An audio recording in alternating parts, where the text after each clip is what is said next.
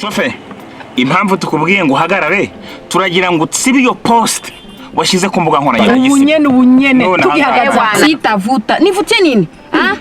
Nye bali barefugee barusangi basha bafunga macho bana batia mu mutego yabo munona banalia munazani ba malaika. Bali wana kialeta mashida. Hakuna wengine. Kisha nye pale munona ile kilalo kimunatoka jenga. Kile bali bomola katena batakia bomola kile kile.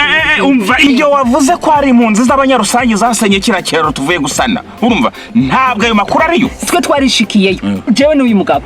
Twarishikiyeyo. Twarabonye ko ari imvura nyinshi yaguye bitaruma bica birabomoka. None muri kuravuga ngo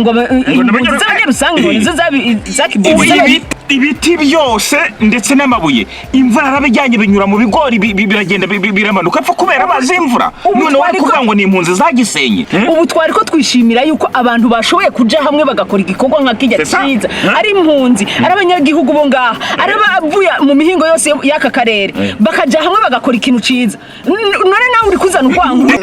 Reba aya magambo bari kuvuga ku mpunzi bavuga ngo nizo zisenye ibikorwa remezo. Iyi foto reba ino foto washizeho aya magambo washizeho rwose niba abantu bari ibintu bari kuvuga sonubwira uko ukomeza gutinda ndiko abantu bakomeza kwishiramo impunzi. Mputa cyangwa mpamagare polisi ubunyene ndayihamagara bashobora kuzigirira nabi kubera wowe. Futa minavuta katurebe minavuta nibyo ngibyo urumva munafurahi sasa munaenda wapi sasa? Ona sinisha umva ntabwo dushobora kujyana n'umuntu nkawe ufite ivangura rimeze gutyo.